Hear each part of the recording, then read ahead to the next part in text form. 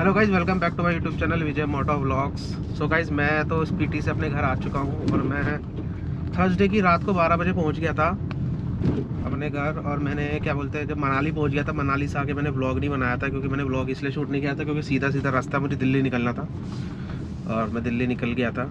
तो अब मैं जा रहा हूँ अपनी गाड़ी की सर्विस कराने, अपनी अमेज़ की सर्विस कराने, क्योंकि इसकी सर्विस की डेट आ गई है। नेक्स्ट डे उनका फ़ोन आ गया था कि सर आपकी अमेज़ की सेकंड सर्विस है तो आप आ जाइए।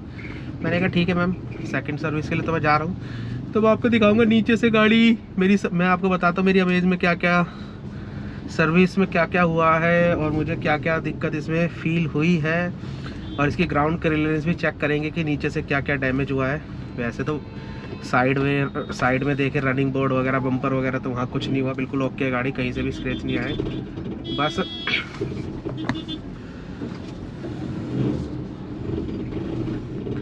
बस नीचे से देखना, गाड़ी जैसा हल्की फुल्की लगी थी तो कुछ रनिंग बोर्ड के नीचे एक लंबी सी पत्ती लाइन होती है, वहाँ भी कुछ नहीं है। बाकी नीचे से देखना फेंडर वेंडर होते हैं, कहीं से कुछ डैमेज वगैरह तो नहीं है, चैम्बर वगैरह पे या किसी पे स्क्रैच तो नहीं आए। तो मैं आपको दिखाऊंगा क्या क्या चीज़ गाड़ी में हुई है और क्या क्या चीज़ नहीं हुई है। और सर्विस कॉस्ट भी बताऊँगा अमेज़ की आपको, होंडा अमेज़ की क्या सर्विस कॉस्ट आई है सेकेंड सर्विस में। तो चलते हैं सर्विस सेंटर। अभी मैं हूँ दिलशाद गार्डन के पास। तो मेरा जो सर्विस सेंटर नियर बाय पड़ता है वो पड़ता है झिलमिल, प्राइम होंडा के नाम से है, तो वहाँ चलते हैं। बाकी यार दिल्ली में आके बहुत ज़्यादा गर्मी है, मतलब जैसे हम चंडीगढ़ में एंट्री की थी, चंडीगढ़ से हमने करनाल वरनाल में, तो वहीं से गर्मी स्टार्ट हो चुकी थी और बहुत गर्मी है दिल्ली में इस टाइम। बस क्या बताएं, जब तक स्पीटी में थे हिमाचल में तो गर्मी का एहसास नहीं हुआ था, बट दिल्ली में आके बहुत ज़्यादा गर्मी है। तो यही होता है बस पहाड़ों में, और जब आप दिल्ली में आ जाते हो मौसम का कि वहाँ गर्मी, वहाँ सर्दी होती है और यहाँ गर्मी होती है। वहाँ की धूप पे भी सर्दी रहती है और यहाँ की धूप में तो भैया ना सर्दी क्या गर्मी ज़्यादा होती है। तो बहुत ज़्यादा ह्यूमिडिटी हो रही है, पसीने आ रहे हैं ये सब। यहाँ पर दिल्ली में गर्मी भी बहुत ज़्यादा बढ़ी हुई है। बाकी यार दिल्ली का ट्रैफिक बस पूछो मत, लोगों को इतनी जल्दी पड़ी रहती है कि क्या बताएं। बस पता है रेड लाइट हो रही है, जब भी आफत मचा के रखेंगे, निकले मतलब कि दूसरे आदमी को भी निकलने नहीं देंगे। और चलते हैं अब सर्विस सेंटर के लिए।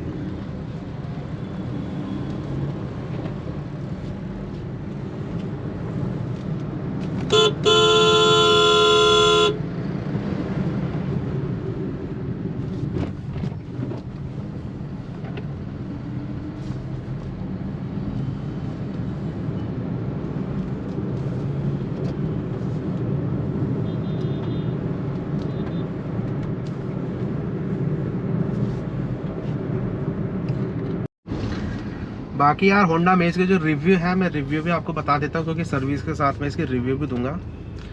रिव्यू ये है, ये रोड से बहुत अच्छी चिपक के चलती है गाड़ी, कोई दिक्कत नहीं है मेरे को चलाने में। जैसे आपके कर्व आते हैं, मोड़ना आते, बिल्कुल अच्छे से प्यार से, मतलब इसका स्टीयरिंग कट जो बहुत अच्छा है, बिल्कुल रोड से बिल्कुल चिपक के चली थी। मैंने चंडीगढ़ हाईवे पे भी 156 155 चलाई थी और आपका हिल्स पे भी मैंने 110 120 चलाई थी जब सीधे भी रोड आ रहे थे। बाकी जो कर्व वगैरह रोड आ रहे थे मैंने उस पर अपना 50-60 पे चलाई थी, बट गाड़ी बहुत अच्छी चिपक के चली थी। बट जो मेन इसमें डिसअपॉइंटेड था वो ये था कि जैसे ही चढ़ाई आती थी ये पिकअप तोड़ देती थी अपना। पिकअप में मतलब जैसे फर्स्ट गियर में डालता था ना तो गाड़ी दब जाती थी पूरी, तो मुझे half clutch half race, half clutch half race दबा के गाड़ी को चढ़ाना पड़ रहा था। और क्योंकि अगर मैं स्पीड से पहले ही आ रहा हूँ और ऊपर का चढ़ाई आ रही है तो गाड़ी चढ़ जाती थी पहले गियर में, बट अगर मैं रोक के चढ़ाता हूँ, जैसे ट्रैफिक लगा रहता है या एक एक गाड़ी करके चढ़ते तो गाड़ी पिकअप तोड़ देती थी, गाड़ी दब जाती थी बिल्कुल ही, जिसकी वजह से गाड़ी को चढ़ाने में मुझे बहुत दिक्कत हो रही थी। दूसरी चीज़, इसका ग्राउंड क्लियरेंस कम है, वो तो आप सबको पता ही है। जो इसकी पहली होंडा अमेज़ थी, जो पहले होंडा अमेज़ मॉडल था उसमें भी उसमें तो बहुत ही ज़्यादा ग्राउंड क्लियरेंस कम था। इस वाली में तो इन्होंने बढ़ाया है बस। और मुझे बस यही दो चीज़ इसमें जो डिसअपॉइंटेड लगी, एक तो इसका पिकअप और एक इसका ग्राउंड क्लियरेंस। बाकी गाड़ी में कोई दिक्कत नहीं है, बिल्कुल बढ़िया चली, कोई प्रॉब्लम नहीं आई, परफेक्ट, चलने में भी अच्छी है। बस ये है कि ये ऑफ रोड के लिए नहीं है, ऑफ रोड क्या, ये वैसे भी ऑफ रोड के लिए नहीं है, ये हिल्स वगैरह के लिए भी नहीं है। अगर आप इसे हिल्स में लेके जाते हो तो या दिल्ली में आ चुके हैं, गला हो चुका है ख़राब, दवाई चल रही है। बाकी अब इसके आते फ्यूल कैपेसिटी इसकी जो है वो है 36 लीटर की, और एक टैंक में ये चली जाती है आपकी 460-470 किलोमीटर चल जाती है, जो इसकी रेंज दिखाती है। और मैंने आई थिंक मैं देखो मैं बोलूँगा नहीं कि 460-470 चलती है, मैंने लगभग 380-360 से चलाया फुल टैंक में। और जो इसका एवरेज माइलेज जो शो कर रही थी मुझे 16 का कर रही थी कि 16 का एवरेज दे रही है, बट हिल्स पे मेरा 13-14 पे आ गया था, क्योंकि वहाँ पर कटिंग ज़्यादा होती है, फिर रोड भी नैरो हो जाते हैं। अब तो यही है इसके रिव्यू, यही दो चीज़ इसमें बस बेकार है, एक तो इसकी ग्राउंड क्लियरेंस और एक ये पिकअप तोड़ देती, क्योंकि जब हिल्स पे चढ़ती है तो एकदम दब जाती है। और मेरे पे सेंट्रो गाड़ी है, और मुझे सेंट्रो गाड़ी इस गाड़ी से बेटर लगी, क्योंकि सेंट्रो का पिकअप बहुत अच्छा है। वो हिल्स पे, क्योंकि मैं उसे तुंगनाथ ले गया था, तो जब मैं तुंगनाथ ले गया था तो मुझे उसमें कोई भी दिक्कत नहीं आई थी। तुंगनाथ में भी ऐसी खड़ी चढ़ाई आई थी बहुत सारी, उसमें मुझे कोई दिक्कत नहीं आई, वो बिल्कुल प्यार से चढ़ी, प्यार से उतरी। ये BX6 गाड़ी है, तो उन्होंने थोड़ा सा फर्स्ट गियर में इसका जो पिकअप है वो गिरा रखा है, जिसकी वजह से गाड़ी दब जाती है। बाकी तो और कुछ दिक्कत नहीं है। अब बस चलते हैं सर्विस सेंटर पे। सर्विस सेंटर में आपको बताता हूँ कि क्या कॉस्ट आई है सर्विस की, और गाड़ी में नीचे से क्या क्या चीज़ डैमेज हुई है, क्या क्या चीज़ टूटी है। तो वह सर्विस सेंटर आने वाला है, चलते हैं सर्विस सेंटर पे। तो ये आ चुका हमारा सर्विस सेंटर होंडा का।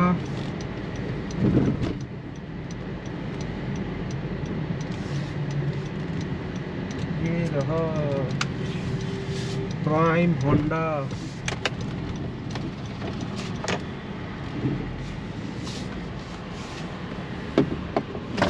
सर्विस सर्विस हाँ हाँ। रीडिंग क्या है? 3806। 3806। हाँ। तो जो टोटल मेरी गाड़ी चली है वो चली है 1816 किलोमीटर।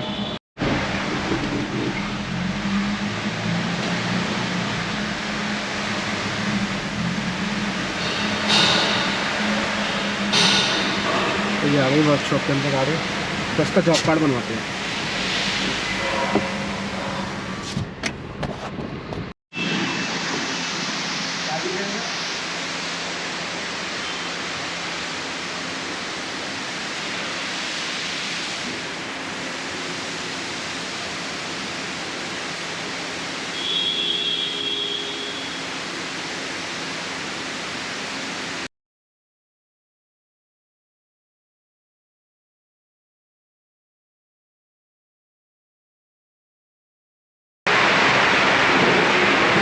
एयर फिल्टर क्लीनिंग हो रही है गाड़ी के।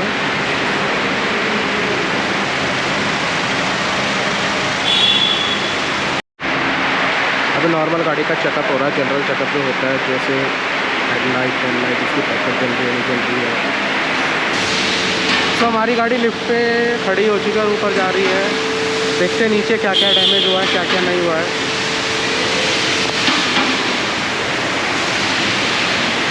देखिए हल्के से स्क्रैच आया बम्पर पे, देख सकते हैं। बाकी तो नीचे से ठीक है, इस साइड कुछ नहीं है।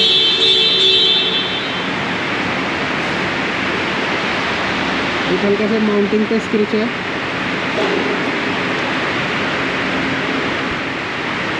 ये जो माउंटिंग है, इंजन माउंटिंग होती है हमारी। हाँ देख रहा हूँ। बाकी हमारा साइलेंसर ओके है, साइलेंसर पे कोई स्क्रैच नहीं है, बैक साइड में भी कोई स्क्रैच नहीं है।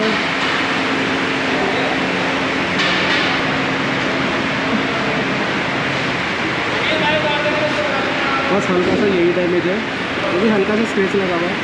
इंजन पे कुछ भी स्क्रैच नहीं है, ना सस्पेंशन पे स्क्रैच है।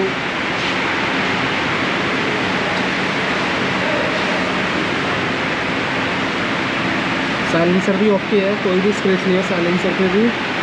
रियर सस्पेंशन भी ओके है, बस हमारा एक थोड़ा सा लूज हो रहा है, मैंने तार से बांध रखा, आप देख सकते हैं। तो ये टाइट होना है, इसको लग जाएगा। बाकी चलते हैं अंदर, अब इनका काम है, ये अपना काम करेंगे जो भी इसमें काम है। एयर फिल्टर क्लीन हो चुका है इसका, बस बाकी नीचे से मुझे चेक करनी थी कि नीचे से कोई डैमेज वगैरह तो नहीं है गाड़ी के अंदर। कुछ डैमेज वगैरह होता तो मैं उसे ठीक कराता, बट कुछ डैमेज नहीं है। बाकी इसके फ्रंट बम्पर पे स्क्रैच वगैरह आ रखे हैं, थोड़ा सा ये स्क्रैच है, नीचे से है, यहाँ से नहीं है, हल्के फुल्के हैं, यहाँ से है बस। मतलब नीचे जो इसका रनिंग है इस साइड ही स्क्रैच है, अदरवाइज ऊपर साइड वगैरह कहीं भी स्क्रैच नहीं आ रहे हैं। अब देखते हैं इसके रनिंग बोर्ड की साइड पे जिस जगह से हमारी गाड़ी टच होती है, ये हल्की हल्की फुल्की टच हो रखी है, ये हल्की फुल्की टच है, हल्के से ये स्क्रैच आए हुए हैं।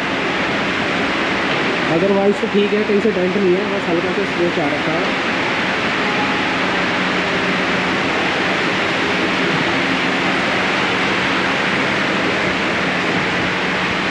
इस साइड से बिल्कुल ओके है, इस साइड से कहीं भी स्क्रैच नहीं है। अब क्या होता है ना, ड्राइवर साइड जो होती है ना वो अपना बचा के चलता है, बट अदर जो हमारी साइड में जो पैसेंजर बैठा रहता है वो देखता नहीं है। उसको बोलते तो है कि इस साइड देखते चलो कोई पत्थर ना हो, बट वो चेक नहीं कर पाता। इसकी वजह से हल्का फुल्का इस साइड से स्क्रैच वगैरह लग गए, अदरवाइज़ और कुछ नहीं है। बाकी कभी ना कभी तो क्लेम लेंगे, तो क्लेम में कराने के इंश्योरेंस किस में कराते हैं, क्लेम तो नहीं कराते। बाकी फिर कभी इंश्योरेंस क्लेम वगैरह लेना होगा तो क्लेम ले लेंगे, क्योंकि क्लेम लेने में दिक्कत नहीं है, बट गाड़ी डैमेज कहीं से नहीं है। मुझे बस यही चीज़ चेक करनी थी।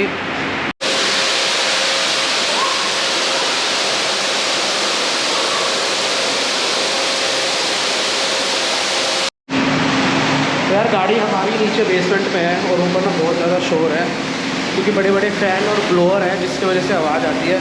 शायद मेरी वॉइस आपको सही से आ नहीं रही होगी इस वजह से। वही ये रही हमारी गाड़ी।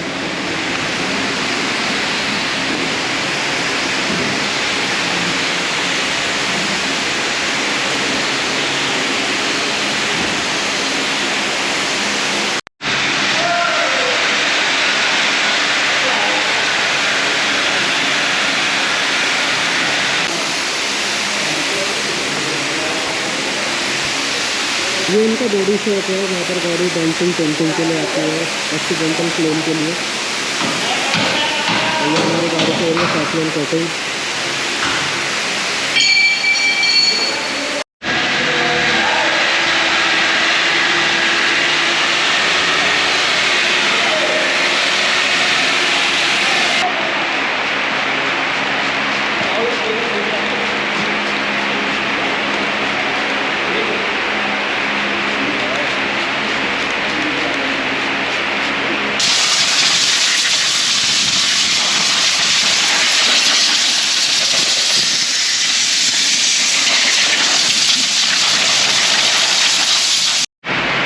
तो यहाँ पर हो रही है गाड़ी में रबिंग और कोटिंग। मैंने टेफ्लॉन कोटिंग कराई है, क्योंकि नई गाड़ी है, कलर थोड़ा सा इसका चेरी टाइप का है, तो स्क्रैच वगैरह ना आए, इस वजह से कोटिंग हो रही है गाड़ी में। तो लगभग अभी 1 से 1.5 घंटा और लगेगा, क्योंकि अभी ये रबिंग मार रहे हैं। रबिंग मारने के बाद फिर ये इस पर केमिकल लगाएंगे कोटिंग का, शाइनिंग का, उसके बाद ही गाड़ी रेडी होगी। तो रबिंग हो चुकी है गाड़ी में और अब गाड़ी ऊपर जा रही है फाइनल टचअप के लिए। जो फाइनल इसका काम होगा वो ऊपर होगा, तो भैया ऊपर ले जा रहे हैं गाड़ी लिफ्ट के थ्रू।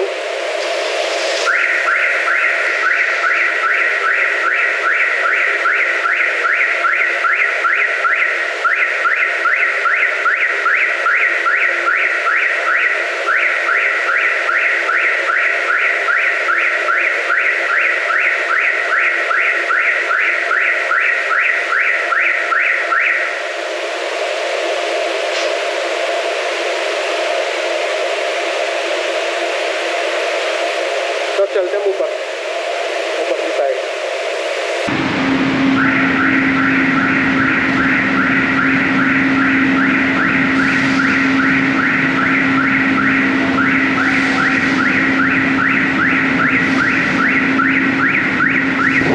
तो बिलिंग वगैरह हो चुकी है फाइनली।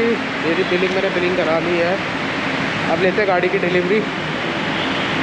गाड़ी कहाँ खड़ी है, शायद वहाँ खड़ी है।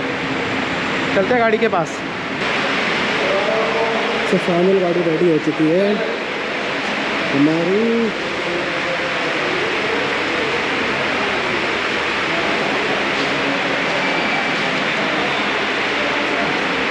अच्छा भैया यहाँ रह गया, देखो मैंने यहाँ भी कहा था इनसे, यहाँ भी हल्का सा कर दो।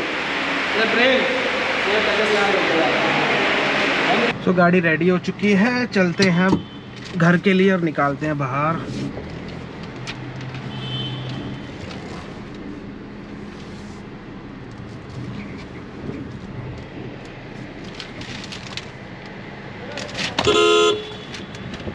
क्या कर रहे हो भाई साहब?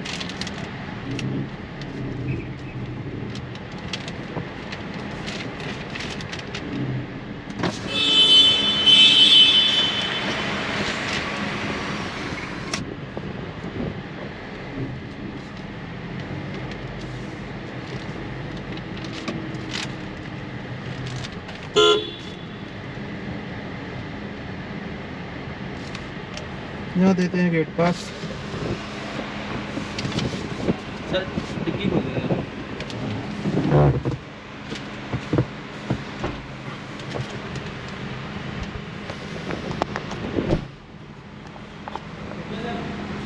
ठीक है भैया।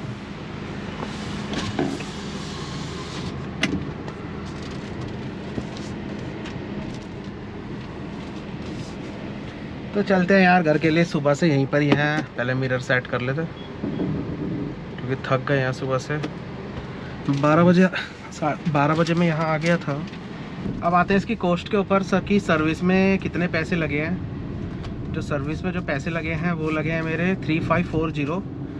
और 3540 किस चीज़ के लगे मैं ये भी बताता हूँ। जो 3540 लगे हैं वो लगे हैं सिर्फ मेरी टेफ्लॉन कोटिंग के, जो 3 टाइम कोटिंग होती है आपकी 3 बार 1 साल के लिए।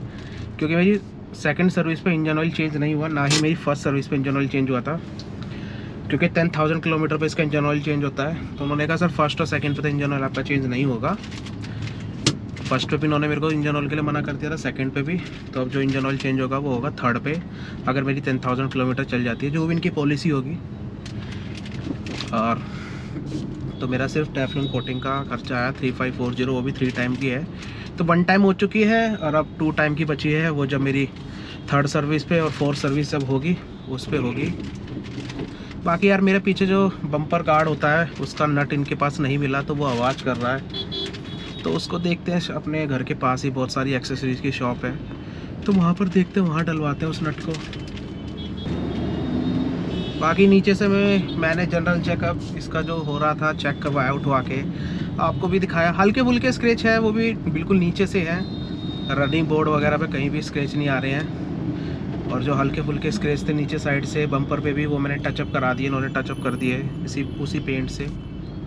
तो बाकी तो कुछ अब इसमें रहा नहीं। जो मेरे को डर था कि नीचे से कोई डैमेज वगैरह ना, वो कुछ भी डैमेज नहीं था। सिर्फ एक जो इंजन माउंटिंग होती है वो हल्की सी रगड़ खा रही थी, इसके अलावा और कुछ भी दिक्कत नहीं थी। बाकी नॉर्मल तो यार साइड वाइड में स्क्रैच है ही, बट वो भी नीचे साइड से हैं, जो अपर साइड से नहीं दिखते। अब 3rd सर्विस पे इसमें मैं एंटी रस्ट करवा दूंगा, जो होता है जिससे गाड़ी का नीचे का जो हमारी कीचड़ वगैरह में जाती है या बारिश वगैरह में भीगती है, तो नीचे साइड से गाड़ी ना गले, तो उसके लिए होता है anti rust paint. Black colour का तारकोल टाइप का पेंट होता है वो, तो वो जंग नहीं लगने देता। उसकी लाइफ जो होती है 15 साल के लिए बताते हैं कि इसकी 15 से 10 साल की वारंटी होती है। अगर जंग लगता है तो हम दोबारा एंटी रस्ट आपको करके देंगे। मैंने कहा ठीक है, बट अब मैं अभी 3rd सर्विस पे कराऊंगा, इस सर्विस में मैंने नहीं कराया। बाकी यार मैं अपने घर पे पहुंच चुका हूं, घर के पास। तो मैं मिलता हूं आपको अपने नेक्स्ट व्लॉग में। गाइज़ अगर आपको ये व्लॉग अच्छा लगा हो तो लाइक शेयर एंड सब्सक्राइब जरूर करना। इंस्टाग्राम हैंडल मेरी स्क्रीन पे आ रहा होगा। कुछ भी आपको मेरे से कुछ भी पूछना हो किसी भी रिगार्डिंग, तो आप मेरे को मैसेज कर सकते हैं और कमेंट भी कर सकते हैं। मैं कमेंट पे भी आपका रिप्लाई दूंगा। तो मिलते हैं गाइज़ किसी न्यू वीडियो में।